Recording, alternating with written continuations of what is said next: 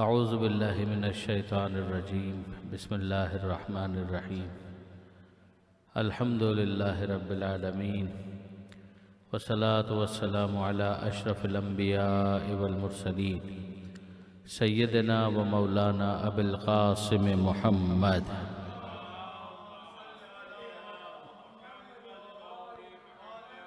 واہل بیتہ الطیبین الطاہرین المعصومین المظلومین المنتجبین المنتخبین المیامین لا سیما علی الامام المنتظر والحجة الثانی عشر الذین اذهب اللہ عنہم الرجس وطہرہم تطہیرا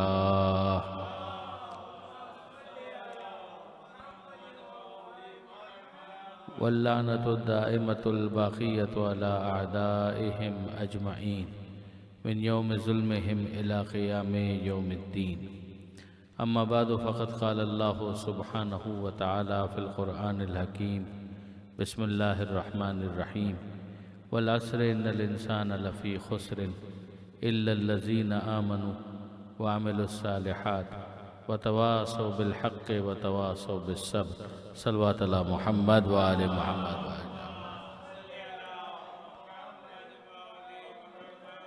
برادران عزیز و خاران محترم، سورہ مبارکہ والعصر کی تلاوت کا شرف حاصل کیا گیا۔ یہ قرآن مجید کے نسبتاً مشہور سوروں میں سے ہے، جس میں پروردگار عالم نے زمانے کی قسم کھائی ہے، اور جب بھی قسم کھائی جاتی ہے تو اس کے ساتھ ہی ساتھ ایک جواب قسم بھی ہوتا ہے کہ جس کے لیے قسم کھائی جاتی ہے۔ ظاہر ہے کہ جب ہم اور آپ بھی کبھی قسم کھانے کا موقع آ جائے تو قسم کھائی جاتی ہے تو کسی بات کو ثابت کرنے کے لیے یا اس میں ایک وزن پیدا کرنے کے لیے کہ جو سننے والا ہے وہ اس کو روا ربی میں نہ لے لے، اس میں ایک سنجیدگی پیش نظر رہے، تو سامع کو مخاطب کرتے ہوئے اس کی توجہات کو مبذول کرانے کے لیے، اس کی اٹینشن کو پوری طریقے سے حاصل کرنے کے لیے قسم کھائی جاتی ہے۔ تو یہاں بھی پروردگار عالم نے زمانے کی قسم کھائی ہے، اور اس کے علاوہ بھی اگر آپ دیکھیں گے تو قرآن مجید کے اندر پروردگار عالم نے کئی مقامات پر قسمیں کھائی ہیں، اور ان سب کا مقصود یہی ہوتا ہے کہ جو بعد میں بات کہی جا رہی ہے اس کو ایک روٹین میں نہ لے لیا جائے۔ جیسے پروردگار عالم والشمس وضحاہا، سورج کی قسم، اس کے دن وگرم وقت کی قسم، اور اسی طریقے سے والقمر اذا تلاہا، اور چاند کی قسم کہ جب وہ سورج کے پیچھے پیچھے آئے، واللیل اذا یغشاہا، رات کی قسم، والنہار اذا جلاہا، دن کی قسم۔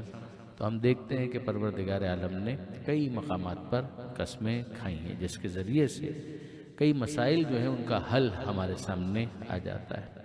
ایک بہت بڑا مسئلہ یہ بھی ہے کہ کیا خدا کے علاوہ کسی اور کی قسم کھانا جائز بھی ہے یا جائز نہیں ہے، اور پھر اس کے علاوہ ایک دوسرا مسئلہ یہ ہے کہ اگر خدا کے علاوہ کسی اور کی قسم کھائی جائے تو کہیں یہ شرک تو نہیں ہو جاتا۔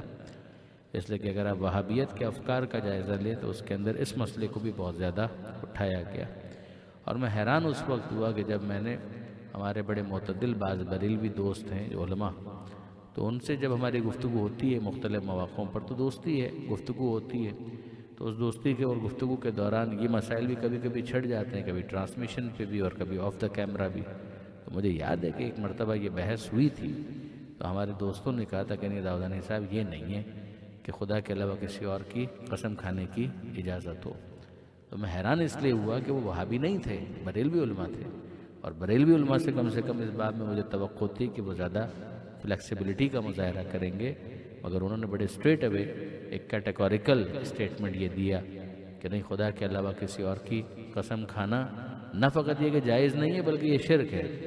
تو میں نے ان سے گزارش کی تھی کہ اگر آپ انصاف سے اس پر غور کریں تو یہ شرک کم سے کم نہیں ہو سکتا، باقی تو آپ کا ایک فقہی مسئلہ ہے، لیکن یہ شرک کم سے کم نہیں ہو سکتا۔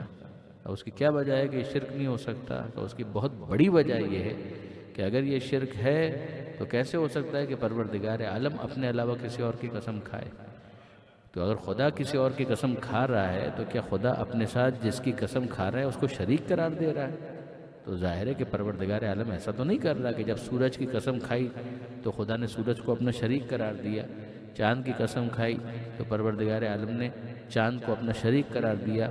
تو یہ خدا کا اپنے علاوہ کسی اور کی قسم کھانا خود بہت بڑی دلیل ہے کہ غیر خدا کی قسم کھانا شرک کم سے کم نہیں ہوتا۔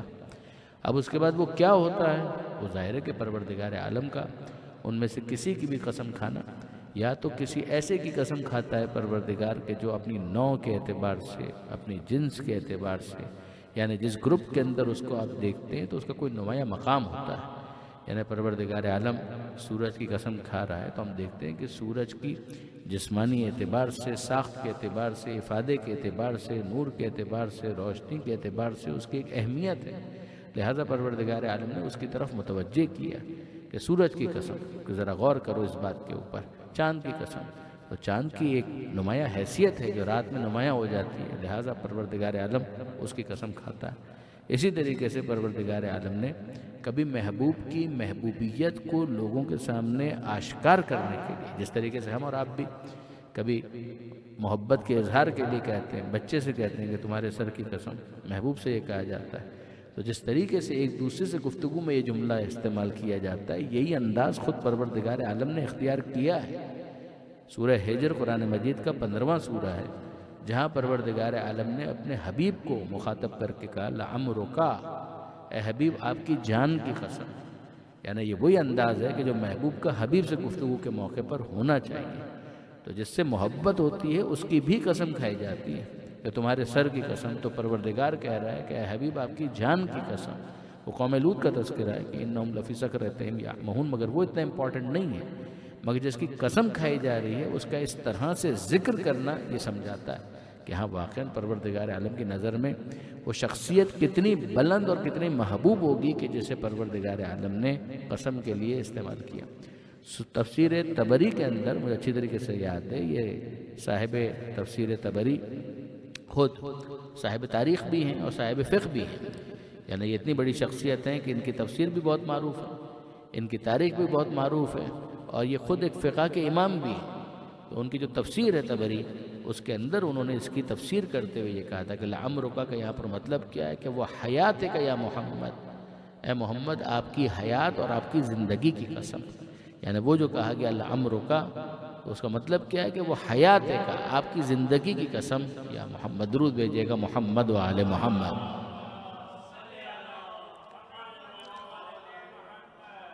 تو اب ذرا سا ہم اس سورے کے اوپر مزید غور کرتے ہیں. تو پروردگار عالم نے زمانے کی قسم کھائی کہ والعصر، زمانے کی قسم.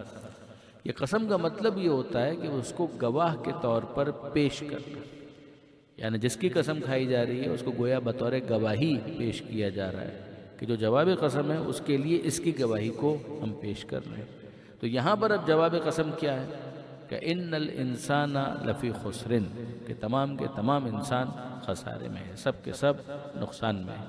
تو زمانے کی قسم کہ تمام کے تمام انسان خسارے میں، اس کا مطلب کیا ہوا؟ یعنی زمانہ اس بات پر گواہ ہے کہ سارے کے سارے انسان خسارے میں.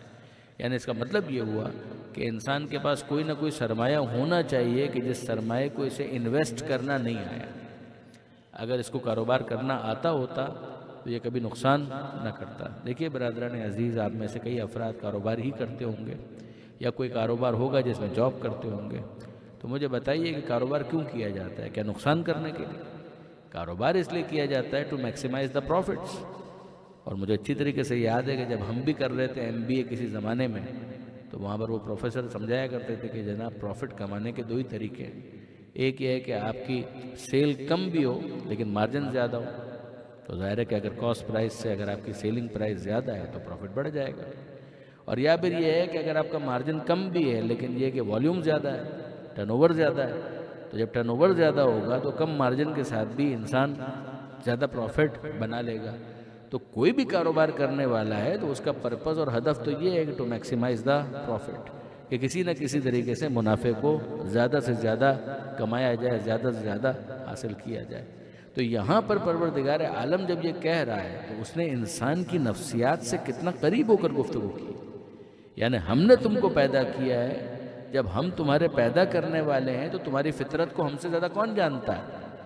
ہمیں بھی پتہ ہے کہ تمہاری فطرت میں اس بات کو رکھا گیا ہے کہ تم منافع کمانا چاہتے ہو، تم پروفٹ ارن کرنا چاہتے ہو، تم نقصان نہیں کرنا چاہتے. مگر مسئلہ سارا یہ ہے کہ تمہارا جو ویژن ہے وہ بڑا شارٹ سائٹڈ ہے. جب تم آگے نہیں دیکھتے تو اس کا نتیجہ کیا نکلتا ہے کہ جو بڑا پروفٹ کمایا جا سکتا تھا تم اس کو نظر انداز کر دیتے ہو، اور اس کا نتیجہ یہ نکلتا ہے کہ تمہارا کیپٹل ضائع ہو جائے۔ جب تم اپنے سال بھر کا بھی حساب کرتے ہو تب بھی تمہارا ایک فسکل ایئر ہوتا ہے کہ جس کو تم گواہی کے طور پر پیش کرتے ہو، کون سی کمپنی پروفٹ میں ہے، کون سی کمپنی نقصان میں ہے۔ تو معیار کیا ہے کہ بیلنس شیٹ دیکھو۔ تو بیلنس شیٹ کس طرح سے بنتی ہے کہ وقت گزرتا ہے اور وقت کے گزرنے کے بعد اس بات کا فیصلہ کیا جاتا ہے کہ گزرے ہوئے وقت میں اس نے کمایا یا گنوایا۔ اگر اس نے کمایا تو ظاہر ہے کہ پروفٹ نظر آنا چاہیے، اور اگر اس نے گنوایا تو بھی نظر آنا چاہیے۔ تو اب اس کی بنیاد تو وہ ہر ایک ٹرانزیکشن ہے کہ جو کرنے کے بعد ایکومولیٹ ہو کر اس طریقے سے اس بیلنس شیٹ کو تیار کیا گیا۔ تو وہ سارے کا سارا جو سارے سال کے اندر حساب کتاب ہوا ہے، جتنی ٹرانزیکشنز ہوئی ہیں، ان سب کو آپ نے کنورج کر دیا اس بیلنس شیٹ کے اندر، اور آپ نے کہا کہ یہ بیلنس شیٹ اس بات کی گواہی دے رہی ہے کہ یہ فائدے میں ہے یا نقصان میں۔ کہ وہی پروردگار عالم بتا رہا کہ تمہیں سال بھر کے بعد بیلنس شیٹ بنانی پڑتی ہے۔ ہم اپنے علم کی بنیاد پر پہلے سے بتا رہے ہیں کہ تمام کے تمام انسان خسارے میں ہے، کسی کو بھی کاروبار کرنا نہیں آتا، کسی کو بھی دھندا کرنا نہیں آتا، کسی کو بھی پروفٹ کمانا نہیں آتا، اس لیے کہ سب نے اپنے اس انویسٹمنٹ کو اس طریقے سے ضائع کر دیا کہ عمر ختم ہو گئی، زمانہ گزر گیا، اور یہ گواہی دینے لگا کہ یہ سب کے سب خسارے میں ہیں۔ سب کی زندگی دیکھیے برادران عزیز، یہ جو زمانہ ہے سب سے بڑی انویسٹمنٹ تو یہی ہے جو پروردگار عالم نے ہم کو دی ہے۔ یعنی اگر ایک شخص وہ ہے کہ جس کے پاس کیپٹل ہی نہ ہو تو وہ انویسٹ کیا کرے گا؟ اگر کوئی لڑکا ہو، بچہ ہو اور بیکار گھوم رہا ہے، اور آپ اس کو نصیحت کریں کہ بیٹا کاروبار کیا کرو، تو وہ آپ سے کہے گا کہ کاروبار تو میں تب کروں جب میری جیب میں کچھ ہو، نہ میری جیب میں روکڑا، نہ کاوڑیا، نہ ڈالر، نہ کوئی کیپٹل، نہ کوئی سرمایہ، تو پھر میں کاروبار کہاں سے کروں گا؟ اس کی بات مناسب ہے، اس کی بات ٹھیک ہے، غلط نہیں ہے، لیکن اب آپ کو اس کے اوپر رحم آ گیا اور آپ نے اپنی جیب سے مثال کے طور پر اس کو $5000 دے دیے اور کہا جاؤ بیٹا اب تو آ گئے $5000 تمہارے پاس، سرمایہ آ گیا، اب ہم دیکھتے ہیں کہ تم کاروبار کرتے ہو یا کاروبار نہیں کرتے۔ یہ چیک کرنے کے لیے کہ یہ کاروبار کرتا ہے یا نہیں کرتا، آپ کو اسے کچھ مہلت دینی پڑے گی، اس کے بعد اس بات کو چیک کیا جا سکتا ہے۔ آپ نے اس کو مہلت دی اور وہ جا کر 2 سال کے بعد، 3 سال کے بعد آپ اس سے پوچھیں گے تو آپ کتنے کے بارے میں سوال کریں گے؟ ظاہر ہے کہ جو آپ نے دیا تھا اتنے کے بارے میں ہی آپ اس سے پوچھ سکتے ہیں، اس سے زیادہ کے بارے میں تو آپ نہیں پوچھیں گے۔ اگر آپ نے $2000 دیے تھے تو $2000 کے بارے میں آپ کو پوچھنے کا حق ہے، اگر آپ نے $5000 دیے تھے تو $5000 کے بارے میں آپ کو پوچھنے کا حق ہے۔ جتنا آپ نے دیا تھا اس سے زیادہ کا آپ سوال کریں گے تو ظلم کریں گے، لیکن اگر آپ جتنا پوچھ رہے ہیں وہ اتنا ہی ہے کہ جو آپ نے اس کو دیا تھا تو نہ یہ ظلم ہوگا، یہ بالکل عدل کے مطابق ہے۔ یہی پروردگار عالم نے ارشاد فرمایا کہ لا یکلف اللہ نفسا الا وسعها، اللہ کسی کو بھی اس کی کیپیسٹی سے زیادہ کوئی ذمہ داری نہیں دیتا، جتنی جس کی کیپیسٹی ہے اتنی ہی ذمہ داری اس کے کاندھے پر ڈالی جائے گی۔ اگر کیپیسٹی نہیں ہوگی، اگر گنجائش نہیں ہوگی تو ذمہ داری بھی نہیں ڈالی جائے گی۔ اگر ہم نے تمہیں 50 سال زندگی دی ہے تو تم سے 60 سال کے بارے میں سوال نہیں کریں گے، اور اگر تم کو 25 سال زندگی دی ہے تو تم سے 26ویں سال کے بارے میں سوال نہیں کریں گے۔ مگر انصاف سے بتاؤ کہ یہ دنیا کب سے چلی آ رہی ہے اور کب تک چلتی چلی جائے گی؟ تو یہ پورا ظرف زمان ہے، اور اس ظرف زمان کے اندر ایک تمہارا چنک ہے جو تم کو دیا گیا ہے، ایک تمہارا چنک ہے جو تم کو دیا گیا ہے۔ جتنا جس کو دیا گیا ہے اس کے بارے میں اس سے سوال کیا جائے گا، اور یہ زمانہ اس بات کی گواہی دے گا کہ تمام کے تمام انسان خسارے ہیں، کسی ایک کو بھی کاروبار کرنا نہیں آتا۔ یہ ہم اپنے علم کی بنیاد پر بتا رہے ہیں۔ تو مالک واقعاً ایسا ہے، یقین جانیے برادران عزیز کے واقعاً اگر ایسا ہو تو پھر تو اس کا مطلب یہ ہے کہ سب کے سب جہنمی ہو گئے، سب کے سب جہنم کا ایندھن بن گئے، لیکن نہیں۔ اب اس کے بعد پروردگار عالم نے استثناء کیا، ایگزمپٹ کیا، ایک ایکسیپشنل کلوز آ گیا کہ ہاں یہ وہ افراد ہیں کہ جن کو کاروبار کرنا آتا ہے، جن کو اپنے سرمایہ کو انویسٹ کرنا آتا ہے۔ اور یہ لوگ کون ہیں؟ کہ وہاں پروردگار عالم نے 4 چیزوں کو بیان کیا، إِلَّا الَّذِينَ آمَنُوا وَعَمِلُوا الصَّالِحَاتِ، وہ کہ جو ایمان لائے اور جنہوں نے عمل صالح انجام دیا۔ اگر وہ ایمان لے آئے تو سبحان اللہ کیا کہنا، اس کا مطلب یہ ہے کہ ان کو اپنی زندگی کا سرمایہ انویسٹ کرنا آتا ہے، ان کو کاروبار کرنا آتا ہے۔ اگر انہوں نے عمل صالح انجام دیے تو ظاہر ہے کہ عمل کہیں اور نہیں ہوتا، اسی زمانے کے اندر ہوتا ہے جو زمانہ ان کو دیا گیا تھا۔ اس کا مطلب یہ ہے کہ ہاں واقعاً ان کو کاروبار کرنا آتا ہے۔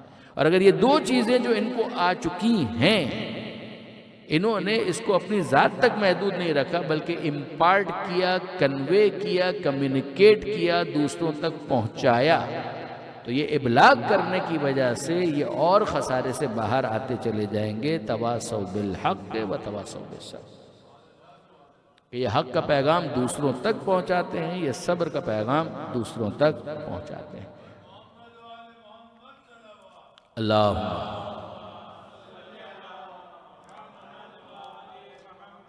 اب واپس ایک مرتبہ میں چاہوں گا کہ اس مختصر تشریح کے بعد ایک مرتبہ پھر سے اس سورے کے الفاظ کے اوپر ذرا سا غور فرمائیے گا۔ پہلی چیز پروردگار عالم نے قسم کھائی، والعصر، زمانے کی قسم، یعنی زمانہ گواہ ہے۔ زمانہ ایک سیل رواں ہے، ایک چلتا ہوا سلسلہ ہے جو چلا آ رہا ہے اور چلتا جائے گا، چلتا چلا جائے گا۔ اس سب کے اندر ہر انسان کا جو حصہ ہے وہی اس کو دیا گیا ہے، یہی اس کا سب سے اہم سرمایہ ہے۔ ان الانسان لفی خسر، یہ ہے جواب قسم، کہ جو ہم نے قسم کھائی تھی، گواہی دی تھی، وہ اسی کے لیے دی تھی کہ زمانہ اس بات کے اوپر گواہ ہے کہ تمام کے تمام انسان خسار ہیں، ہاں مگر وہ لوگ کہ جو ایمان لائے، 1، عمل الصالحات، جنہوں نے عمل صالح انجام دیا، 2، وتواصوا بالحق، حق کا پیغام دوسروں تک پہنچایا اور صبر کا پیغام بھی دوسروں تک پہنچایا۔ یہ وہ افراد ہیں جو نگاہ پروردگار میں کاروبار کرنے والے ہیں، کہ جن کو واقعاً کاروبار کرنا آتا ہے۔ اب ظاہر ہے کہ جو پہلی چیز پروردگار عالم نے بیان کی وہ کیا ہے؟ کہ آمنو، وہ ایمان لائے۔ اب میں آپ سے بہت نزدیک ہو کر اور بہت قریب ہو کر ایک سوال کرنا چاہتا ہوں کہ مجھے بتائیے کہ کیا ایمان اور علم یہ دونوں برابر ہیں؟ یہ دونوں ایک ہی حقیقت کے دو عناوین ہیں، یہ دو عنوانات ہیں، دو چیزیں ہیں کہ جو ایک ہی بات کو بیان کرتی ہیں؟ کہ اگر ہم کہیں کہ یہ میری معلومات ہیں، ان چیزوں کو میں جانتا ہوں، تو کیا یہ ایمان ہے؟ مثلا مجھے یہ پتہ ہے کہ یہ بوتل ہے، مجھے یہ پتہ ہے اس بوتل کے اندر پانی ہے، تو کیا اس کا کوئی تعلق ایمان کے ساتھ ہے؟ اس کو ایمان کہا جائے گا؟ میں کہوں کہ یہ مائک ہے اور مجھے معلوم ہے کہ یہ مائک ہے، مجھے آپ کا نام پتہ ہے، مجھے معلوم ہے کہ اس کو پنکھا کہتے ہیں، مجھے معلوم ہے کہ اس کو چھت کہتے ہیں، مجھے معلوم ہے کہ یہ قالین ہے، تو کیا یہ ساری چیزوں کا جان لینا کیا یہ ایمان ہے یا ایمان کسی اور چیز کا نام ہے؟ دیکھیے برادران عزیز، سیدھی اور صاف بات یہ ہے کہ یہ تمام کی تمام تر چیزیں علم تو ہو سکتی ہیں مگر ایمان نہیں، ایمان کچھ اور ہے۔ یہ معلومات ہیں جو انسان کے پاس ہیں، اس میں کون سی چیز انوالو ہوئی؟ اس میں انسان کی آنکھ انوالو ہوئی، اس میں انسان کے کان انوالو ہوئے، کچھ ہم نے دیکھ لیا، وہ ہماری آبزرویشن ہے، جو ہمارا مشاہدہ ہے، کچھ ہم نے سن لیا، یہ ہمارا مشاہدہ ہے، یہ ہماری آبزرویشنل رینج کے اندر ہے۔ ہم اپنی زبان کے اوپر کوئی چیز رکھ لیتے ہیں تو ذائقہ پتہ چل جاتا ہے، یہ ہمارے مشاہدات ہیں، یہ ہمارے سینسز ہیں۔ کچھ چیزیں ہیں کہ جن کو ہم لنک کرتے ہیں، انفر کرتے ہیں، نتیجہ حاصل کرتے ہیں، فیوچر ریفرنس کے لیے اپنی میموری کے اندر محفوظ کر لیتے ہیں، بہت خوب، اچھی بات ہے۔ یہ تمام کی تمام تر چیزیں ہماری معلومات ہیں، یہ ہمارا علم ہے، مگر کیا اس کو ایمان کہتے ہیں؟ اب میں آپ کے سامنے اس بات کو جسٹیفائی کرنے کے لیے ایک دوسرے اینگل سے بات عرض کرتا ہوں۔ اسی دنیا کے اندر بہت سارے ایتھیسٹ گھوم رہے ہیں جو کسی بھی اعتبار سے مومن نہیں، تو کیا وہ کچھ نہیں دیکھتے؟ کیا ان کو نہیں پتا کہ یہ بوتل ہے؟ کیا ان کو نہیں پتا کہ یہ چاند ہے، یہ ستارے ہیں، یہ سورج ہے، یہ آسمان ہے، یہ زمین ہے، یہ فرش ہے، اس کو پنکھا کہا جاتا ہے؟ ہم لوگ اس وقت جس شہر کے اندر بیٹھے ہیں، اس شہر کے اندر بہت سارے ایتھیسٹ ہوں گے، تو اس شہر کے اندر جو ایتھیسٹ ہیں ان کو نہیں پتا کہ یہ ٹورنٹو ہے جس کے اندر ہم لوگ بیٹھے ہوئے ہیں، یہ کینیڈا ملک کا نام ہے، یہ ساری چیزیں تو اس کو بھی پتا ہے۔ یا آپ چلیے دوسرے اینگل سے آئیے اور دیکھیے کہ فرض کیجئے ایک ایسا شخص ہے کہ جو پکا مومن ہے، ہم جانتے ہیں کہ وہ مومن ہے، مگر فرض کیجئے اس کا ویژن کسی وجہ سے ڈسٹرب ہو گیا، چیزیں اس کو بلر نظر آتی ہیں یا ایک کی دو نظر آتی ہیں، تو جیسے ہی اس کے مشاہدے کے اندر فرق آئے گا تو کیا آپ اس کو دفتر ایمان سے ریسٹیکیٹ کر دیں گے؟ اس کا نام اسٹرک آف کر دیں گے؟ آپ اس کا نام خارج کر دیں گے؟ اس کو ایکسپیل کر دیں گے کہ چونکہ اب تمہاری آنکھیں متاثر ہو گئی ہیں لہذا تمہیں حق نہیں ہے کہ تم مومن کہلاؤ؟ تو اگر ایسا ہو گیا تو برادران عزیز جتنے چشمے پہننے والے ہیں وہ سب کے سب باہر ہو جائیں گے، تو دوسروں کی کیا بات ہے؟ آپ کو تو مجھے بھی باہر نکالنا ہے، ایک چشمہ تو ہم بھی پہن رہے ہیں، پتہ نہیں کب سے پہن رہے ہیں۔ آپ بتائیے کہ اگر کسی کی سماعت متاثر ہو جاتی ہے، ہیئرنگ متاثر ہو جاتی ہے اور وہ ہیئرنگ ایڈ لگا لیتا ہے، تو کیا اس کی وجہ سے اس کا نام ہم دفتر ایمان سے خارج کر دیں گے؟ ہم زیادہ کہیں گے جناب اس کی کان کا مسئلہ ہے، ENT کو دکھاؤ، ہیئرنگ ایڈ لے لو. تمہاری آنکھ کا مسئلہ ہے تو جاؤ آئی اسپیشلسٹ کو دکھاؤ, چشمہ صحیح کروا لو, کوئی ڈراپ ڈالو, ٹھیک ہو جائے گا. ایسا ہی ہوگا اور کیا ہوگا. ابھی کووڈ کے دوران بہت سے افراد کا ذائقہ جو تھا وہ چلا گیا, تو ذائقے کے ساتھ کیا ایمان بھی چلا گیا؟ ذائقہ جانا اور بات ہے, ایمان کا جانا اور بات ہے. یہ دو الگ الگ چیزیں ہیں. ان کا کیا تعلق اور ربط ہے آپس میں ایک دوسرے کے ساتھ, کہ اگر ذائقہ ہے تو ایمان ہوگا اور ذائقہ نہیں ہے تو ایمان نہیں ہوگا. تو ہم جانتے ہیں کہ یہ تمام تر چیزیں یہ انسان کے فزیکل فیچرز ہیں کہ جو اگر متاثر ہو جائیں تو اس کو ڈاکٹر کی ضرورت پڑتی ہے. وہ ڈاکٹر کو دکھا دے گا, ٹھیک ہو جائے گا. ڈاکٹر کا علاج نہیں کروائے گا تو اور زیادہ اس کی صحت گرتی چلی جائے گی. مگر اس کا ایمان کے ساتھ کیا ربط؟ یاد رکھیے گا. اب ظاہر ہے کہ ایک دو ہی نوجوان جو مجھے یہاں پر نظر آ رہے ہیں, میں تو ان کے لیے عرض کر رہا ہوں. بزرگان تو میرے کبھی بھی مخاطب نہیں ہوتے, مگر یہاں پر ہیں ہی سارے کے سارے بزرگان, زیادہ تر 90%. تو بہرحال اگر جہاں تک بھی بات پہنچے جس طریقے سے بھی, تو یاد دہانی کی حد تک ہی ہے خالی, کہ بہرحال اگر آپ غور فرمائیے تو بات کیا ہے. بات یہ ہے کہ اگر آپ قرآن مجید کو اسٹڈی کریں اور مطالعہ کریں تو پروردگار عالم نے ان مشاہدات کو ایمان نہیں کہا. پروردگار عالم نے ان مشاہدات کو آیت کہا. آیت کا مطلب نشانی ہوتا ہے. یعنی یہ جتنی چیزیں انسان دیکھ رہا ہے کہ یہ چاند ہے, یہ ستارے ہیں, یہ سورج ہے, یہ سیارے ہیں, یہ تمام کی تمام تر چیزیں اگر انسان ان کو دیکھے اور انہی پر رک جائے تو بس جو اس نے دیکھا وہی اس کا علم ہے اور اس کے علاوہ کچھ نہیں. مگر آپ پروردگار عالم سے پوچھیں تو خدا ان کو دکھلانا چاہتا ہے نشانی کے طور پر, جو ایمان کا مقدمہ بن جائے, جو ایمان کا پریفیس بن جائے, جو ایمان کا فورورڈ بن جائے, جو ایمان کی تمہید بن جائے. یہ ایمان کا اگر مقدمہ بن جائے گا تب یہ آیت کہلائے. اب آپ دیکھیے پروردگار عالم نے کیا الفاظ استعمال کیے. سنوریہم آیاتنا, ہم ان قریب دکھلائیں گے, دکھلاتے رہیں گے اپنی نشانیاں, فی الآفاق, یونیورس کے اندر بھی, آفاق کے اندر, وفی انفسہم, اور ان کے اپنے وجود کے اندر بھی, حتیٰ یتبین لہم انہ الحق, یہاں تک کہ ان کے لیے واضح ہو جائے گا کہ وہ حق ہے. یہ کب ہوگا؟ ہم دکھلاتے رہیں گے. اگر یہ خسارے سے بچنا چاہتے ہیں تو غور کریں, اور اگر غور نہیں کریں گے تو ظاہر ہے کہ خسارے میں پڑے رہیں گے. ان الانسان لفی خسر الا الذین آمنوا, یہ پہلی شرط ہے کہ ایمان لائیں. تو ایمان لانے کے لیے ان کو کہاں سے شروع کرنا ہے؟ کہ جو تم کو ہم نے بنیادی صلاحیتیں دی ہیں. ایک تو زمانہ, وہ تمہارا کیپٹل ہے, یہ تمہاری انویسٹمنٹ کے لیے. ایک تمہاری یہ سینسز کا مالک, اس کے ذریعے سے میں دیکھتا ہوں کہ جو تم دیکھتے ہو اس کو اگر آیت کے طور پر دیکھو گے تو امکان ہے کہ حق تک اور ایمان تک پہنچ جاؤ. اب آپ آیت سنیے. پروردگار عالم نے قرآن مجید, آپ جانتے ہیں کہ قرآن مجید کا جو آخری یونٹ کہلاتا ہے وہ خود آیت ہے.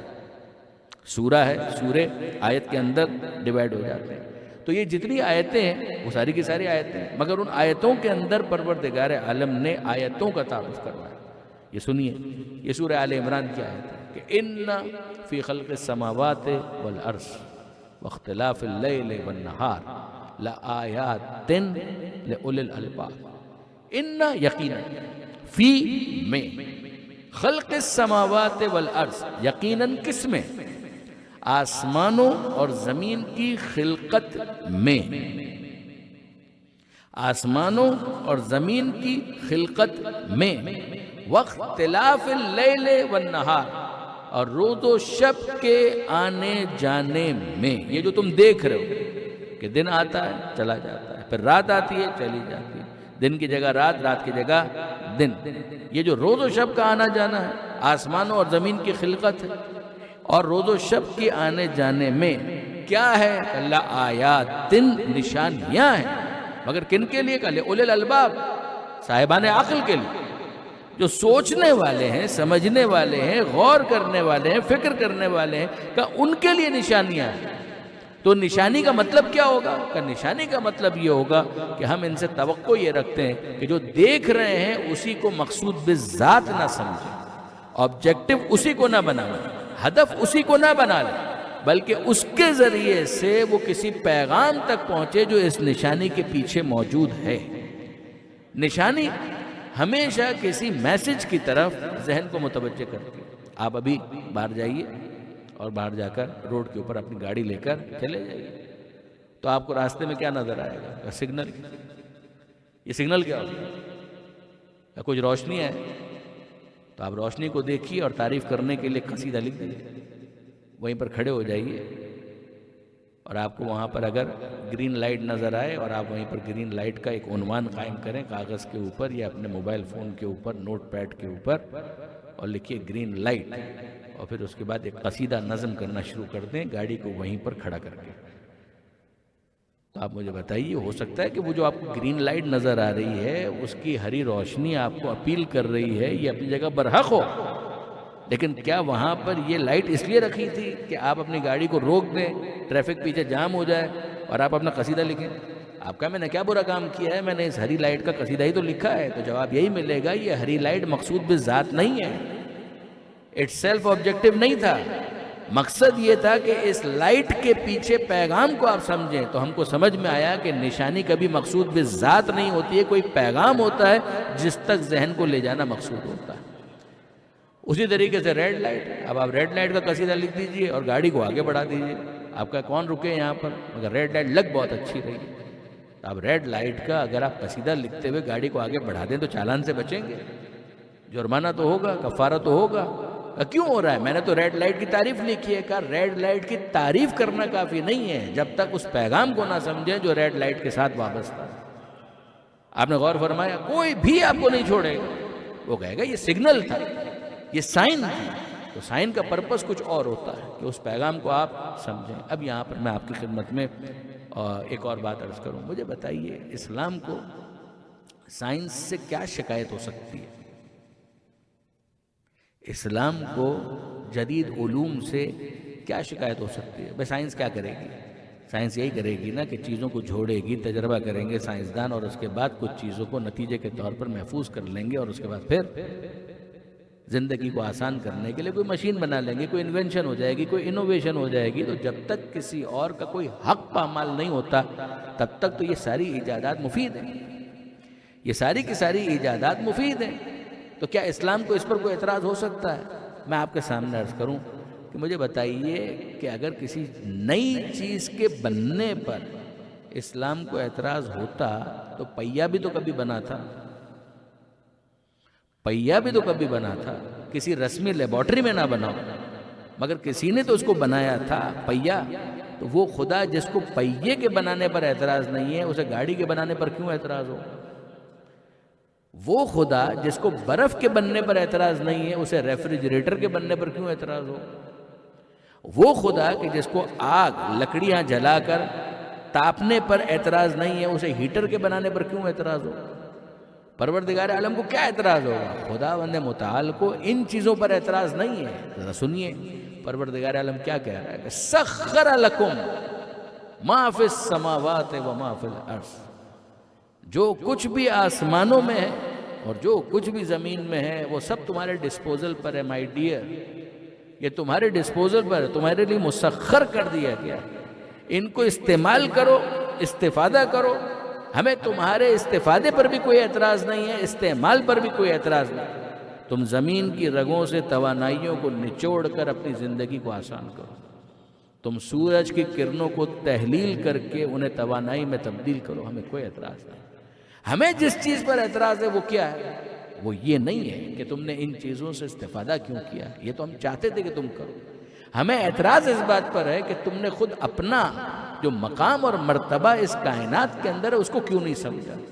ہم نے تمہیں اس کائنات کا گل سرسبز بنایا تھا، ہم نے تمہیں اس کائنات کا مرکزی کردار بنایا تھا، ہم نے تمہیں اس کائنات کا محور بنایا تھا. حدیث قدسی کے الفاظ ہیں کہ یا ابن آدم، اے فرزند آدم، خلقت الاشیاء لاجلک، میں نے سب کچھ بنایا تیرے لیے، یہ سب کچھ تیرے لیے بنایا. خلقت الاشیاء لاجلک، میں نے سب کچھ بنایا تیرے لیے مگر تو اپنا مرتبہ پہچان. خلقتک لاجلی، تجھے بنایا اپنے لیے. اگر انسان اپنے اس مرتبے اور مقام کو بھول جائے تو پروردگار عالم اس نسیان کے بعد حق رکھتا ہے کہ کہے کہ سب کے سب خسارے. آپ غور فرمائیے گا برادران عزیز کہ یہ وہ منزل ہے کہ جہاں پر پروردگار عالم کہتا ہے کہ تم نے ان کو نشانی کیوں نہیں سمجھا؟ کہ ذرا غور تو کرو کہ جن سے تم استفادہ کر رہے ہو تو یہ سب مخلوق ہی تو ہیں، تو مخلوق تمہارے لیے اتنی محترم ہو گئی کہ تم اس سے استفادہ کرو اور اس کی اہمیت کو سمجھو، تو یہ نعمت ہے۔ ہمارا تم سے شکوہ اس بات کا ہے کہ جب تم مخلوق کو دیکھتے ہو تو خالق کے بارے میں کیوں نہیں غور کرتے؟ جب مملوک کو دیکھتے ہو تو مالک تک کیوں نہیں پہنچتے؟ جب تم مصنوع کو دیکھتے ہو تو صانع تک کیوں نہیں پہنچتے؟ اور جب تم نعمت سے استفادہ کرتے ہو تو منعم کے لیے سجدہ شکر کیوں بجا نہیں لاتے؟ کیا اس کے بعد ہمیں یہ شکوہ کرنے کا حق نہیں ہے کہ فَبِأَيِّ آلَاءِ رَبِّكُمَا تُكَذِّبَانِ؟ تم اپنے رب کی کون کون سی نعمتوں کو جھٹلاؤ گے؟ درود بھیجئے محمد و آل محمد۔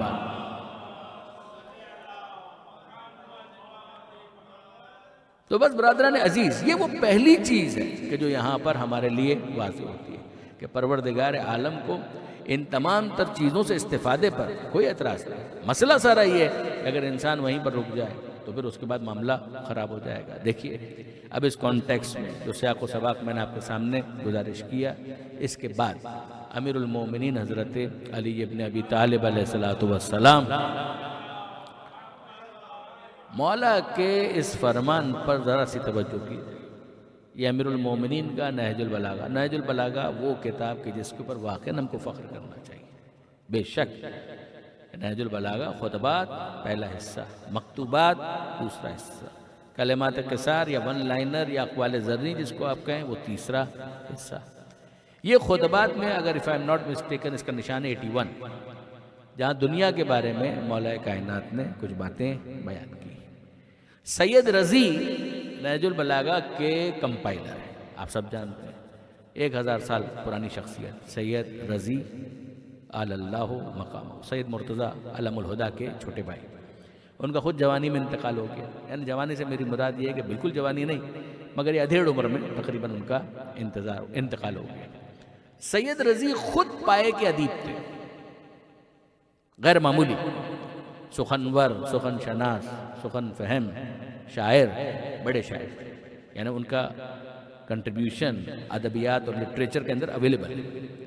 سید رضی جب نہج البلاغہ کی چیزیں ہمارے سامنے پیش کرتے ہیں تو ہر جگہ رک کر تبصرہ نہیں کرتے، کئی جگہ وہ کمپائل کرتے ہوئے آگے بڑھ جاتے ہیں۔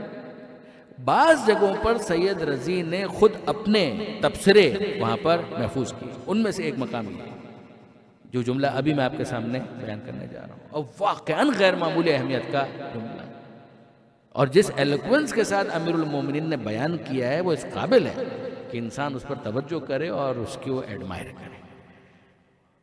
سید رضی کہتے ہیں کہ ذرا دیکھیں کہ علی نے کس طرح سے اس جملے کے اندر حقیقت کو گہرائی کے ساتھ بیان کیا ہے، اور وہ جملہ کیا ہے؟ مولا دنیا کے بارے میں گفتگو کر رہے ہیں، ذرا سا توجہ کیجئے گا۔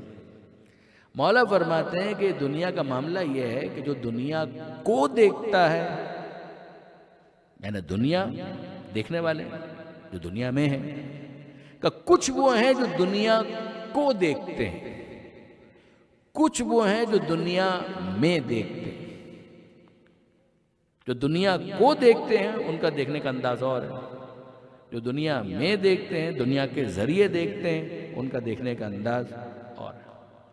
اب مولا کے الفاظ ذرا سنیے گا، من ابصر الیہا اعمت، من ابصر بہا بصرت۔ مولا فرماتے ہیں جو دنیا کو دیکھتا ہے، الہ کا مطلب ہوتا ہے ٹوورڈز، اس کو کہاں جانا ہے؟ ٹوورڈز دس ڈائریکشن، اس ڈائریکشن کی طرف، اس کو دیکھنا۔ من ابصر الیہا، جو دنیا کو دیکھتا ہے، اعمت ہو، تو دنیا اسے اندھا بنا دیتی ہے۔ جو دنیا کو دیکھتا ہے دنیا اسے اندھا بنا دیتی ہے۔ اعما، اعما کا مطلب ہوتا ہے اندھا۔ من ابصر الیہا اعمت، جو دنیا کو دیکھتا ہے دنیا اسے اندھا بنا دیتی ہے۔ اب دوسرا حصہ ہے من ابصر بہا بصرت، ہو جو دنیا میں دیکھتا ہے، دنیا کے تھرو دیکھتا ہے، دنیا کے ذریعے دیکھتا ہے، دنیا اسے بصیرت عطا کرتی ہے۔ جو دنیا کے ذریعے دنیا میں دیکھتا ہے، دنیا اسے بابصیرت بنا دیتی ہے، دیدہ بینا عطا کرتی ہے، اسے ویژنری بنا دیتی ہے، نہ فقط یہ کہ اندھا نہیں بناتی بلکہ اس کے ویژن کے اندر اور ایکسپینشن ہو جاتا ہے، وہ اور آگے دیکھنے کے قابل ہو جاتا ہے۔ یہ کون ہوتا ہے؟ جو دنیا کے ذریعے دیکھتا ہے، جو دنیا میں دیکھتا ہے، دنیا کو نہیں دیکھتا۔ دنیا کو دیکھنے والا دنیا اسے اندھا بنا دیتی ہے، جو دنیا میں دیکھتا ہے دنیا اسے بابصیرت بنا دیتی ہے۔ ٹھیک ہے، جملہ تو اچھا ہے، کوئی اس کی وضاحت، ایلوبریشن، کوئی ایکسپلینیشن؟ آئیے میرے ساتھ ایک اور کتاب کی طرف چلیے۔ یہ کتاب میرے محسن، یعنی میری کبھی ان سے ملاقات نہیں ہوئی، مگر جو مجھے سنتے ہیں وہ جانتے ہیں کہ میں ان کا کثرت کے ساتھ تذکرہ کرتا ہوں، اس لیے کہ واقعاً میں ان کو اپنا بہت بڑا محسن مانتا ہوں اور روحانی استاد بھی مانتا ہوں۔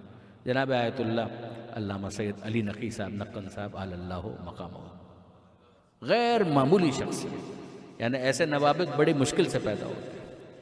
علامہ سید علی نقی صاحب کی ایک کتاب وہ ہے کہ جس کو پچھلے کئی سالوں سے میں ممبر سے کوٹ کر رہا ہوں، اس ریکویسٹ کے ساتھ کہ کوئی مرد میدان پیدا ہو اور اس کا انگریزی ترجمہ کرے۔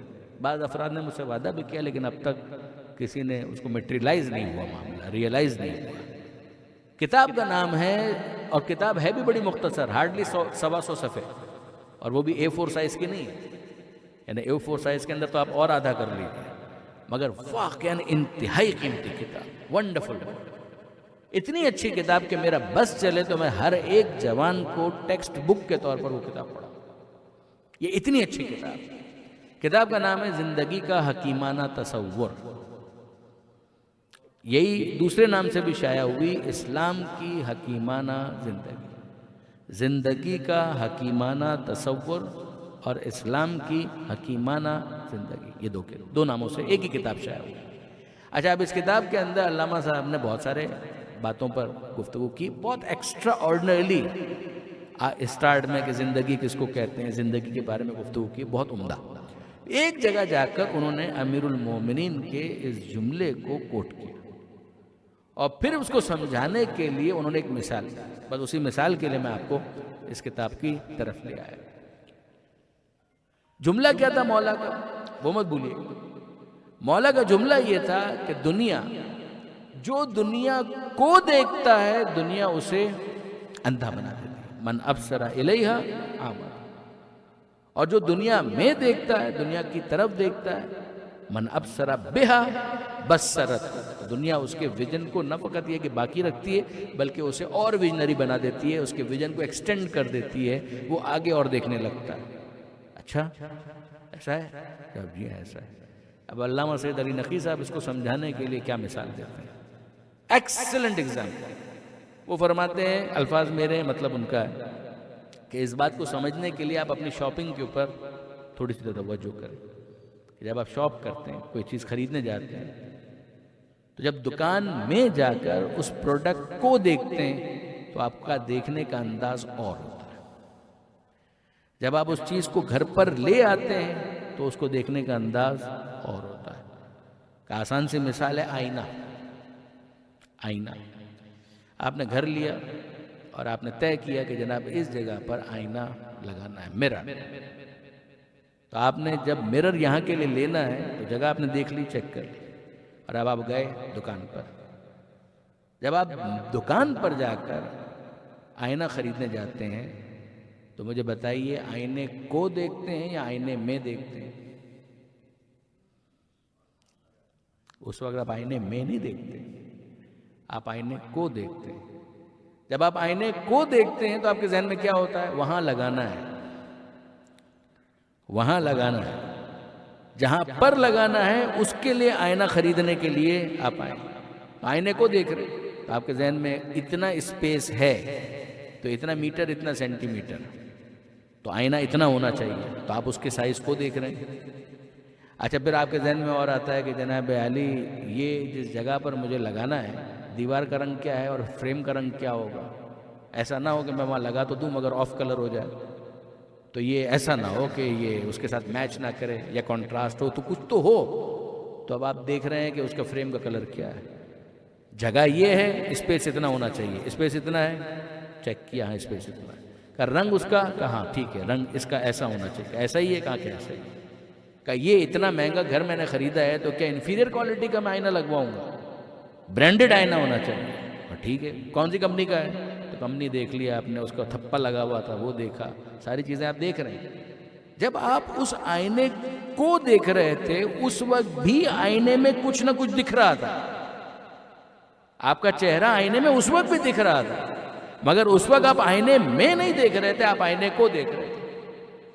آپ آئینے کا فریم دیکھ رہے ہیں، آئینے کا سائز دیکھ رہے ہیں، آئینے کا برانڈ دیکھ رہے ہیں، دکان دیکھ رہے ہیں، یہ سب تو دیکھ رہے ہیں، مگر وہ جو چہرہ نظر آ رہا ہے وہ اس وقت توجہ نہیں ہے کہ ہاں اس کے اندر میرا چہرہ بھی دکھ رہا ہے۔ لیکن ایک مرتبہ آپ لے کر آگئے اور یہاں پر لگا دیا، جہاں کے لیے آپ نے خریدا تھا وہاں پر آپ نے لگا دیا، اور جب آپ نے لگا دیا تو آپ روزانہ صبح جب آپ نکلتے ہیں آفس کے لیے تو آئینے کو دیکھتے ہیں یا آئینے میں دیکھتے ہیں؟ اب آپ آئینے کو نہیں دیکھ رہے، اب آپ آئینے میں دیکھ رہے ہیں۔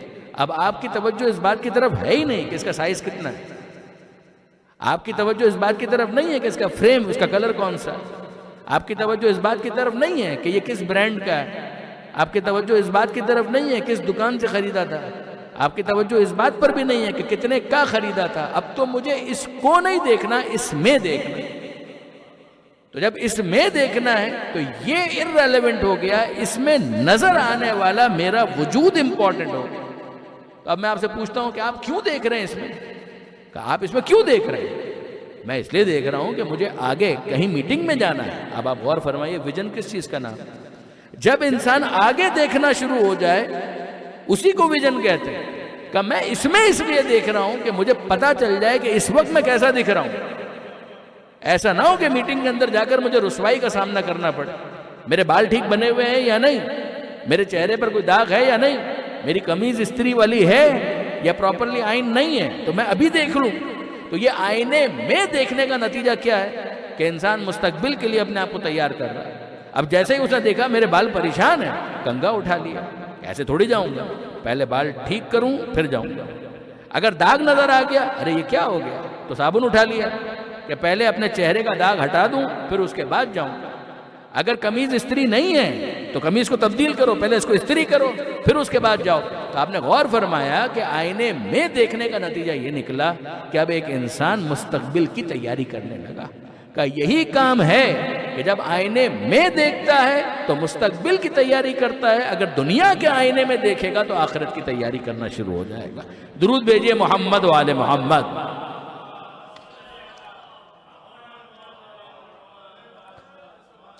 یعنی آپ اس کو اگر پھیلانا چاہیں اور پھیلا لیجیے کہ اگر اس شخص نے دیکھا آئینے میں اس کو بال پریشان نظر آئے تو اس نے کنگھا اٹھا لیا۔ اب اگر دنیا کے آئینے میں کوئی انسان اپنے کردار کے بالوں کو پریشان دیکھتا ہے تو کوئی تو کنگھا ایسا ہونا چاہیے کہ جو اس کی سیرت کے بکھرے ہوئے بالوں کو پھر سے مجتمع کر کے اس کے کردار کو حسین بنا دے۔ اگر اس نے آئینے میں دیکھا اور داغ نظر آیا تو اسے صابن اٹھا لیا کہ اس صابن کے ذریعے سے میں اپنے چہرے کے داغ کو دھو کر صاف کر دوں تاکہ بعد میں مجھے شرمندگی نہ ہو۔ تو اگر اس کے باطن کے اندر کہیں کوئی نجاست یا خباثت یا کوئی داغ موجود ہے تو اسے نظر آئے گا، اور جب وہ نظر آئے گا تو کوئی تو تزکیہ نفس کا ڈٹرجنٹ ہونا چاہیے، کوئی تو تزکیہ نفس کا ڈٹرجنٹ ہونا چاہیے کہ جس کے ذریعے سے وہ اپنی اصلاح کرنے کے لیے آمادہ تیار ہو جائے، ورنہ اس کے بغیر تو کچھ بھی نہیں ہوگا۔ آپ نے غور فرمایا برادران عزیز؟ اب اس کو واپس سے لنک کریں۔ پروردگار عالم کہہ رہا ہے والعصر، زمانے کی قسم، ان الانسان لفی خسر، سب کے سب خسارے میں، الا الذین آمنوا، وہ پہلی چیز یہی ہے کہ وہ ایمان لایا یا نہیں۔ میں نے آپ سے گزارش کی کہ ہر چیز کے بارے میں فقط جان لینا کہ یہ ہے، یہ معلومات ہے۔ کل تک نہیں پتا تھا، آج معلوم ہو گیا تو علم میں اضافہ ہوا، مگر صرف علم میں اضافہ ہونا ایمان نہیں ہے۔ ہاں اگر یہ علم کا اضافہ نشانی کے طور پر ہو تو پھر یہ مقدمہ بن جاتا ہے ایمان کا، اور ایمان کا جب یہ مقدمہ بن جائے تو اس کا تعلق غیب کے ساتھ جڑ جاتا ہے۔ پھر وہ کہتا ہے کہ نہیں، مخلوق ہے تو خالق ہوگا، مملوک ہے تو مالک ہوگا، اگر مصنوع ہے تو صانع ہوگا۔ میں سڑک کے اوپر گاڑیوں کو دوڑتا ہوا دیکھتا ہوں تو میں پوچھتا ہوں کہ کون ایسا ہے کہ جس نے جا کر اس گاڑی کو کارخانے میں بنتے ہوئے دیکھا ہے؟ نہیں دیکھا، مگر گاڑیوں کا چلنا خود اس بات کی طرف دلیل ہے کہ جب گاڑی موجود ہے تو کوئی مینوفیکچرر ہے۔ بس یہ وہ پہلی سیڑھی ہے، یہ وہ پہلا پتھر ہے۔ کہ جہاں سے انسان نشانی کو اپنے اصل کے ساتھ ملحق کر کے اس ایمان کی وادی میں داخل ہوتا ہے جو یؤمنون بالغیب، یہ غیب کو قبول کرنا شروع کرتا ہے کہ نہیں مجھے کچھ تفصیل معلوم نہ ہو مگر اتنا معلوم ہے کہ اگر نعمت ہے تو منعم ہوگا، مملوک ہے تو مالک ہوگا، مخلوق ہے تو خالق ہوگا، مصنوع ہے تو صانع ہوگا، میں ہوں تو یقیناً کوئی میرا بنانے والا بھی ہے۔ یہاں سے وہ پروردگار عالم کے ساتھ اپنے اس ربط کو بنیادی طور پر قائم کرنے میں کامیاب ہوتا ہے۔ خدا کہتا ہے کہ ہاں اگر اتنا تم نے سمجھ لیا تو آمنو کا جو منیمم لیول ہے وہ تم کو حاصل ہو گیا۔ ناؤ آن ورڈز خسارہ کم ہوتا جائے گا، نفع بڑھتا جائے گا۔ ان الانسان لفی خسر۔ اب میں آپ کے سامنے آخری ایک مثال اپنے گھر کی بیان کروں۔ عام طور پر اس مضمون کو سمجھانے کے لیے کراچی میں، پاکستان میں تو بڑی آسانی کے ساتھ میں اپنے گھر کی مثال دے دیتا ہوں۔ یہاں پر میں کیسے دوں؟ جو کراچی والے ہیں ان کو تو آسانی کے ساتھ سمجھ میں آ جائے گا، جو کراچی والے نہیں ہیں ان کو بھی سمجھ میں آ جائے گا، میرا اندازہ ہے۔ مجھے بتائیے اگر میں آپ سے یہ کہوں کہ جناب میرے گھر پر تشریف لائیے اور شام 4 بجے مجلس کا پروگرام، آپ کا پہلا سوال کیا ہوگا؟ دن بتائیے، میں کل ٹائم بتائیے 4 بجے۔ اگلا سوال کیا ہوگا؟ ایڈریس بتائیے۔ یہ ایڈریس کیوں بتائیے؟ ایڈریس کیوں؟ ایڈریس ہی نہیں بتائیں گے تو میں پہنچوں گا کیسے؟ ایڈریس ہی میں نہیں بتاؤں گا تو آپ پہنچیں گے کیسے؟ تو ایڈریس بتانا ضروری ہے جو آپ چاہیے۔ اگر کسی کو ایڈریس معلوم ہے تو پوچھے گا؟ وہ نہیں پوچھے، ایسے کہ وہ تو جانتا ہے کہ منزل کیا ہے، وہ تو خود سے پہنچ جائے گا۔ یہ سوال وہ کرے گا کہ جس کو ایڈریس نہیں معلوم۔ اگر کوئی دوست ساتھ میں کھڑا ہوا ہے وہ کہے تم کو نہیں معلوم، کوئی بات نہیں، میں جا رہا ہوں میرے ساتھ تم بھی آ جانا، مجھے معلوم ہے ایڈریس۔ بہت اچھی بات ہے، کوئی ایسا مل جائے جو منزل سے واقف ہے تو اس کی ہمراہی منزل تک پہنچا دے، یا تو کوئی ایسا مل جائے کہ جس کا ہاتھ پکڑ کر ہم بھی پہنچ جائیں تو بہت اچھا ہوگا۔ لیکن اگر کوئی ایسا نہیں مل رہا تو اب کیا ہوگا؟ تھوڑا سا معاملہ طویل ہو جائے گا۔ اب آپ مجھ سے پہلا سوال تو یہ کریں گے کہ جناب یہ بتائیے کہ آپ کا گھر کس ملک میں ہے؟ تو میں بتاؤں گا کہ جناب میرا گھر اس ملک میں ہے۔ ایکچولی کیس کیا ہے، یہ علم منطق میں، لاجک جب ایسا سبجیکٹ ڈسکس کیا جاتا ہے تو ہم لوگ تو چونکہ عربی میں پڑھتے ہیں تو وہاں پر اصل تو یہ گریک فلاسفرز نے، یعنی سبجیکٹ کے طور پر تو انہوں نے انٹروڈیوس کیا تھا نا، اس کے بعد پھر مسلمان جو علماء ہیں انہوں نے اس کو اپنی پرائم پر پہنچایا، پھر بعد میں اور بھی فلسفی آتے رہے۔ تو وہ جو گریک فلاسفرز کی جو کنٹریبیوشن ہے اس کو ڈینائی تو نہیں کیا جا سکتا، مگر پھر بعد میں ابو علی سینا نے اور دوسرے افراد نے بہت کام کیا۔ تو اس میں ایک بات کہی جاتی ہے کہ معرف کو معرف سے عارف ہونا چاہیے۔ یہ کیا پہلی ہے؟ معرف کو معرف سے عارف ہونا چاہیے، بالکل سامنے کی بات ہے۔ جس چیز کو انٹروڈیوس کیا جا رہا ہے تو جس کے ذریعے سے انٹروڈیوس آپ کر رہے ہیں کم سے کم وہ تو نون ہو۔ اگر وہ بھی نون ہے تو ان نون کو اس نون کے ذریعے سے سمجھایا جا سکتا ہے، لیکن وہ نون بھی اگر نون نہیں ہے، ان نون ہے، تو پہلے تو اس کو سمجھائیے۔ اب اگر میں آپ سے یہ کہوں کہ میرا گھر ایڈریس لکھیے ایم ایل پارک ویو، تو اب بہت سارے افراد کہیں گے یہ ایم ایل پارک ویو کیا ہے؟ مگر میرا گھر کا ایڈریس ہے کہ یہ تو ہم کو نہیں پتا ہے، تو اب مجھے کچھ اور بتانا پڑے گا۔ اور وہ اگر آپ کے لیے نون ہے تو گفتگو ختم ہو جائے گی، اور آپ کہیں کہ یہ بھی ہم کو نہیں پتا تو مجھے اور کہیں جانا پڑے گا۔ مثلا میں آپ سے یہ کہوں کہ جناب ایم ایل پارک ویو، یہ تو میری بلڈنگ کا نام ہے، اور نشتر پارک آپ نے دیکھا ہے؟ اب مومنین میں سے کون ہے کہ جسے نشتر پارک نہ دیکھا ہو؟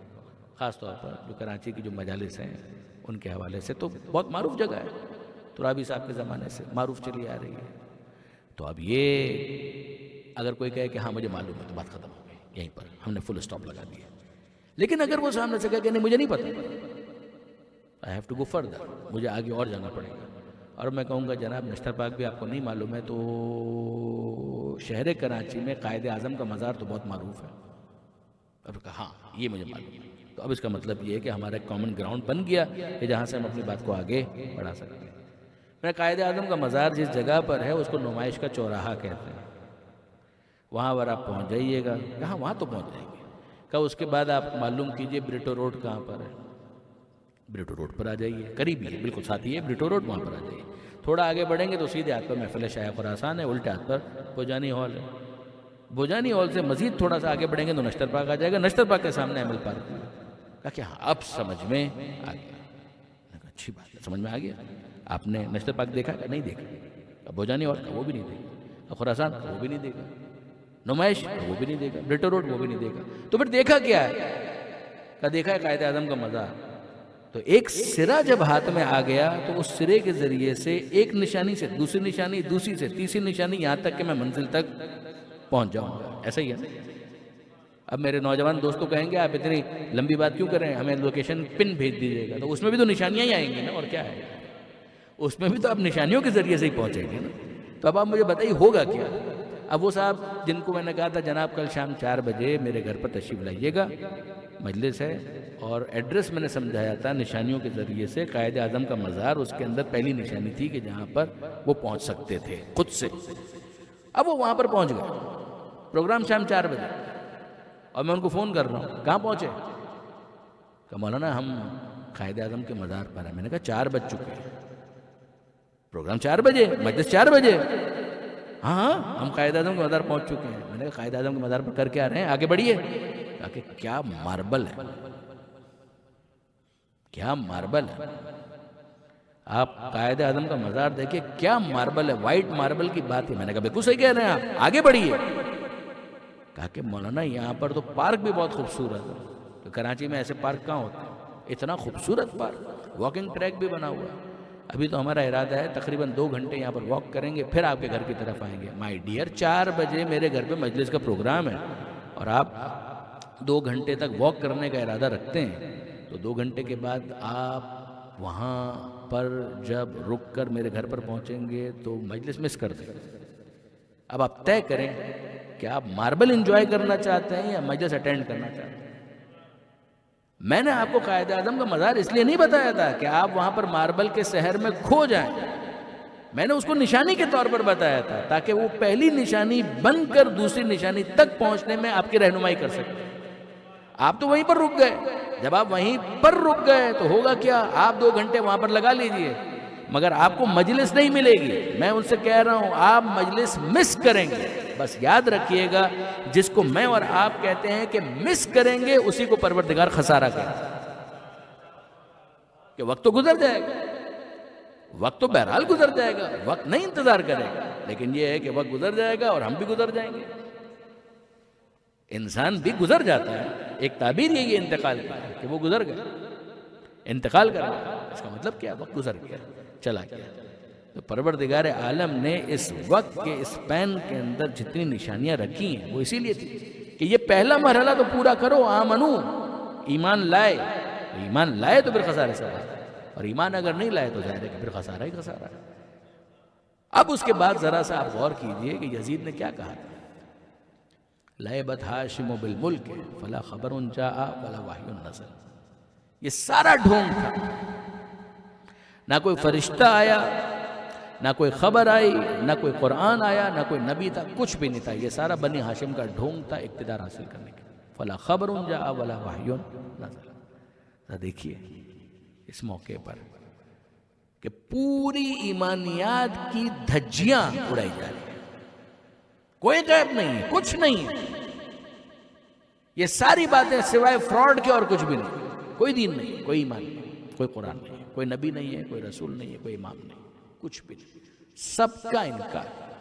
پھر اس کے بعد دنیا کہتی ہے کہ حسین کے اس اقدام نے کیا بچایا. جس چیز کا وہ انکار کر رہا تھا اسے بچایا، اس دین کو بچایا، اس ایمان کو بچایا، اس غیب کے پورے کانسیپٹ کو پروٹیکٹ کیا ہے حسین ابن علی کی اس قربانی نے. ہاں بے شک مجھ سے زیدی صاحب نے کہا بھی کہ جناب زینب کا خاص طور پر ذکر کرنا ہے، اور کیا شک ہے اس عشرے کو تو بہت سی جگہوں پر کہا ہی یہ جاتا ہے عشرہ زینبیہ. یہ جناب زینب سلام اللہ علیہ کا عشرہ ہے، اور واقعاً امام مظلوم کے پیغام کو عام کیا ہے جناب زینب نے. کیا کیا پیشن گوئیاں ہیں جو جناب زینب کے ذریعے سے ہم تک پہنچی. دیکھیے کربلا، عصر عاشور، امام حسین کی شہادت، اس وقت تک بھی جناب زینب کا کنٹریبیوشن غیر معمولی ہے. مگر اس کے بعد جو جناب زینب کا کنٹریبیوشن ہے وہ تو بہت نمایاں ہو کر سامنے آتا ہے. اس لیے کہ سید سجاد بیمار ہے، ایک طرف بیمار امام کی بھی حفاظت کرنی ہے، بچوں کو بھی سنبھالنا ہے، اور ان سب سے بڑھ کر پیغام کو بھی سنبھالنا ہے کہ یہ پیغام ضائع نہ ہونے پائے. آپ اندازہ کیجئے 11 محرم سے ہم شروع کریں کہ جب عمر سعد نے اپنے نجس سپاہیوں کے لاشوں کو دفن کیا ہے وہیں کربلا میں، اور حسین مظلوم کا لاشا اسی طریقے سے پڑا ہوا، کوئی دفن کرنے والا نہیں۔ ان شہداء کے لاشوں کو اسی طریقے سے چلتی ریتی پر چھوڑ دیا گیا۔ اور پھر اس کے بعد عمر سعد نے یہ کہا کہ اب ہمارا فیصلہ یہ ہے کہ ہم کو کوفہ کی طرف جانا ہے۔ تو بیویوں سے کہا گیا کہ سوار ہو جاؤ ناکوں پر۔ ناسخ زینبیہ، ناسخ التواریخ کی وہ جلد کے جو جناب زینب کے حالات پر، اس میں یہ جملہ موجود ہے کہ عربوں کا طریقہ کار یہ تھا کہ خواتین کو سواری پر سوار کرانے کے لیے وہ آگے بڑھتے تھے۔ تو ایسے میں شمر نے اپنے بدتمیزی والے انداز میں، توہین والے انداز میں کہا کہ ہاں میں تم کو سوار کراتا ہوں۔ تو جناب زینب نے جلال کے عالم میں ڈانٹ دیا کہ خبردار کوئی ہمیں چھونے کی کوشش نہ کرے۔ اور پھر اس موقع پر جناب زینب نے بیویوں سے کہا کہ بیویوں پریشان مت ہو، کوئی اور سوار کرانے والا نہیں ہے تو کیا ہے، میں تو ہوں نا، میں تم کو سوار کراؤں۔ یعنی لیلا کی آنکھیں اکبر کو ڈھونڈ رہی کہ جب 28 رجب کو یہ قافلہ چلا تھا تو میرا اکبر مجھے سواری پر سوار کرا رہا۔ فروا کی نظریں قاسم کو ڈھونڈ رہی، ام کلثوم کی نظریں حضرت ابوالفضل عباس کو ڈھونڈ رہی۔ جناب زینب کہتی ہیں اے بیویوں پریشان مت ہو، لیلا میں تم کو سوار کراؤں گی، اے ام فروا میں تم کو سوار کراؤں گی، اے رباب میں تم کو سوار کراؤں گی، اے ام کلثوم میں سوار کراؤں گی۔ یہاں تک کہ تمام بیویوں کو سوار کرانے کے بعد بیمار امام کی طرف جناب زینب آ کے بڑھی اور کہا بیٹا تم بھی پریشان مت ہو، میں تم کو سوار کراتی ہوں۔ سید سجاد کو بھی جناب زینب نے سوار کرایا، اور اب جب سب سوار ہو چکی ہیں تو جناب زینب کا دل بھر آیا اور فرات کا رخ کر کے کہنے لگے اے عباس تیری نیابت میں سب کو میں نے سوار کرا دیا، مگر میرا سوار کرانے والا کوئی نہیں ہے۔ مجھے نہیں معلوم کس دل سے جناب زینب سوار ہوئی ہیں، مگر سوار ہو گئی۔ اور اب بجائے اس کے کہ یہ قافلہ چلے کوفہ کی جانب، عمر سعد نے حکم دیا، یہ ریاض القدس اور ریاض الاحزان کی روایت ہے کہ عمر سعد نے کہا کہ اس قافلے کو مقتل سے گزارا جائے تاکہ بیویوں کے زخم اور زیادہ تازہ ہو جائیں، بیوی اپنے شہداء کے لاشوں کو دیکھیں۔ اور جب مقتل سے گزارا جا رہا تھا تو لاشیں پڑے ہوئے ہیں مگر سر کاٹے جا چکے، سر موجود نہیں ہے، بے سر کے لاشیں۔ مگر کیا لیلا کو پہچاننے میں کوئی زحمت ہے کہ یہ میرے اکبر کا لاشا ہے؟ کیا فروا کو پہچاننے میں کوئی مشکل ہے کہ یہ میرے قاسم کا لاشا ہے؟ کیا ام کلثوم کو پہچاننے میں کوئی زحمت ہے کہ یہ میرے عباس کا لاشا ہے؟ کیا سید سجاد کو پہچاننے میں کوئی زحمت ہے کہ یہ میرے بابا حسین کا لاشا ہے؟ ہر ایک کی نظریں اپنے اپنے وارث کے لاشے پر تھیں۔ تو اب میں آپ سے پوچھتا ہوں کہ جب لیلا اکبر کے لاشے کو دیکھ رہی تھی، فروا قاسم کو دیکھ رہی تھی، سجاد حسین کے لاشے کو دیکھ رہے تھے، تو زینب کس کو دیکھ رہی تھی؟ ہو سکتا ہے کہ آپ کے ذہن میں آئے کہ زینب اون و محمد کے لاشوں کو دیکھ رہی ہوں گی، جواب جی نہیں۔ ہو سکتا ہے آپ کے ذہن میں آئے کہ زینب بھی اپنے ماجائے حسین کے لاشے کو دیکھ رہی تھی، جواب جی نہیں۔ سجاد کی نظریں حسین کے لاشے پر تھی، زینب کی نظریں سجاد پر تھی کہ یہ جو کیفیت ہے میرے بھتیجے کی، اگر یہی حالت رہی تو سجاد زندہ نہیں رہ پائے گا، مجھے کچھ ایسا کرنا پڑے گا کہ سجاد کی توجہ ہٹے۔ اور اس وقت جناب زینب نے کام یہ کیا کہ اپنے آپ کو ناکے سے گرا دیا، اور جب جناب زینب ناکے سے گر رہی تھی سید سجاد متوجہ ہوئے، ارے پھپھی اماں آپ کو کیا ہوا؟ تو جناب زینب نے کہا اے بیٹا مجھے جو ہوا سو ہوا، تو بتا کہ تجھے کیا ہوا؟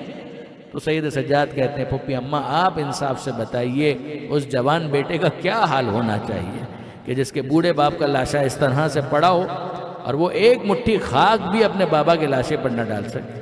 جناب زینب پر ہمارا سلام ہو کہ بی بی نے اس موقع پر سید سجاد کو تسلی دی اور کہا اے بیٹا سجاد پریشان مت ہو، یہ ہمیشہ ایسا نہیں رہے گا، ایک وقت آئے گا کہ جب یہاں پر روضے تعمیر ہوں گے، زری ہوگی اور دور دور سے لوگ آیا کریں گے، زیارت کے لیے آئیں گے، سفر کر کے آئیں گے، زحمتیں برداشت کر کے آئیں گے، اور ان سب کے دل میں حسرت یہ ہوگی کہ ہمیں غریب زہرا کی قبر پر جا کر ایک جملہ کہنا ہے السلام علیک یا ابا عبداللہ، اے مظلوم کربلا آپ پر ہمارا سلام ہو۔ مگر بس آخری جملے ہیں، یہ جناب زینب کا اپنے آپ کو ناکے سے گرانا یہ اتنا آسان نہیں تھا، اس لیے کہ جناب زینب نے جب اپنے آپ کو ناکے سے گرایا تو ایک مصیبت ہے کہ جس میں حضرت عباس کا ساتھ دیا۔ وہ مصیبت کیا ہے کہ جب کربلا کا کوئی شہید گرتا تھا گھوڑے سے تو وہ ہاتھوں کا سہارا لیتا تھا، مگر جب ابوالفضل عباس گھوڑے سے زمین پر گرے تو ہاتھوں کا سہارا نہ لے سکے، بازو بریدہ تھے، منہ کے بل زمین کربلا پر گرے۔ مگر آپ کو پوچھنے کا حق ہے کہ جناب عباس کے تو بازو کٹے ہوئے تھے، جناب زینب کے تو بازو سلامت تھے، شہزادی نے تو ہاتھوں کا سہارا لیا ہوگا۔ نہیں عزیزوں، جناب زینب کے بازو سلامت ضرور تھے مگر پس گردن سے بندھے ہوئے تھے۔ عباس گرے ہیں تو بازو نہیں تھے، منہ کے بل گرے۔ زینب جب گری ہیں تو بازو بندھے ہوئے تھے، وہ بھی منہ کے بل زمین کربلا پر گرے۔ اللہ لعنت اللہ علی الظالمین وسیعلم الذین ظلموا ای منقلب ینقلبون۔ بار الہ اس قلیل توسل کو اپنی بارگاہ میں قبول فرما، ان آنسوؤں کو جناب سیدہ کے رومال میں جگہ عطا فرما، حاضرین اور بانیان کی توفیقات میں اضافہ فرما، دعاؤں کو مستجاب فرما، حاجتوں کو پورا فرما، بیماروں کو شفا عطا فرما، بے روزگاروں کو رزق حلال عطا فرما، جو بے اولاد ہیں اولاد صالح عطا فرما، جو صاحبان اولاد ہیں تربیت کی توفیق عطا فرما۔ اے پروردگار تجھے واسطہ محمد و آل محمد کا، جو اپنی اولاد کے رشتوں کے لیے پریشان ہے، ان کی اولاد کو بہترین رشتے عطا فرما۔ جن گھروں میں ناچاکی ہے، ناراضی ہے، علی اور زہرا کے مقدس گھرانے کا واسطہ، ان گھروں کی ناراضی کو الفت اور محبت میں تبدیل فرما۔ زمانے کے امام کے ظہور میں تعجیل فرما، ہمیں ان کے آوان و انصار میں شمار فرما۔ ربنا تقبل منا انک انت السمیع العلیم وتب علینا انک انت التواب الرحیم۔